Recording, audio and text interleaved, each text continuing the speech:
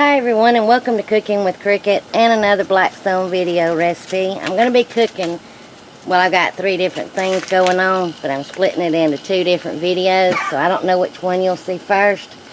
Anyway, I'm going to make a patty melt my way. Never had it. My mom always gets it at the Waffle House, but that's my sonny here and coughing. I've never had it.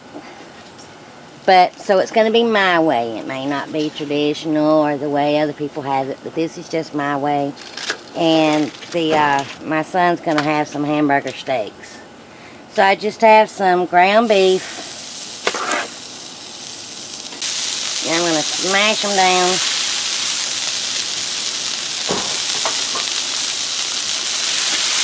We're going to smash them down, season it.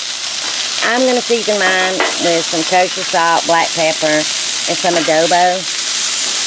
It's just right here. I show it all the time.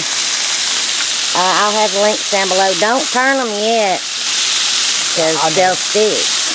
And then I have some onions that's diced up that we'll saute on here too. So let us get them seasoned up, and we'll bring you back. Flipping the burgers are the ones. Or the couple patty melts too.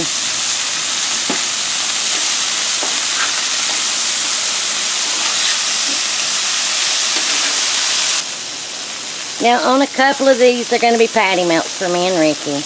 And then the rest is going to be hamburger steaks. So the hamburger steaks I just sliced up some onions for Alex to have. But the rest I've diced up. And so I'm just going to find a place on the griddle just to put these on, the dice. Just to kind of stir them around. I don't want that much onion on mine. But remember, I just show you how I make things. You know, get the ideas from it and make it your own. Make it how you like it, how you and your family like it. Okay, our burgers are done. Now, you can use whatever cheese that you like. I happen to have some shredded cheese.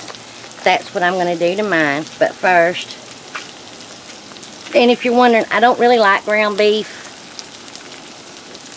but if I do have to eat it, I want my burger really thin. So that's why we kind of smashed them out. So in a couple of these, I want my onions scattered on top, and then my cheese on there to help the onion to kind of stick. You can use sliced cheese, like I say, it's yours, and make it your own.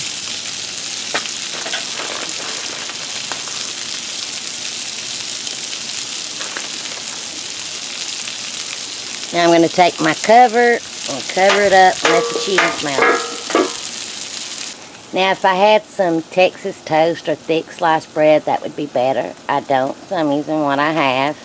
And I've buttered my bread on both sides. It won't take it long at all to toast up on this griddle, so that's what I'm going to do. Cheese is all melted on those, so I'll take them up, get my bread toasted, and meet you outside to finish them up. Alright, and here's my version of a patty melt. And so, from what I've seen, my mom and stepdad and I'll eat. I mix some mayonnaise and ketchup together. Sometimes I make my own Thousand Island dressing, but I wanted that on there. So I put that on my sandwich. And so now to try it. That's actually very good.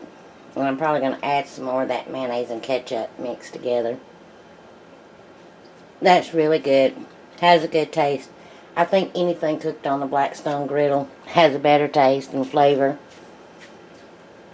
I'll have some links below of some of the stuff that I used, or some of the stuff like I used. Well, if you like this video, please give me a thumbs up. Comment, because I love hearing from you. How do you make your patty melts? Please let me know. And until my next video, I hope you enjoy. Bye, y'all.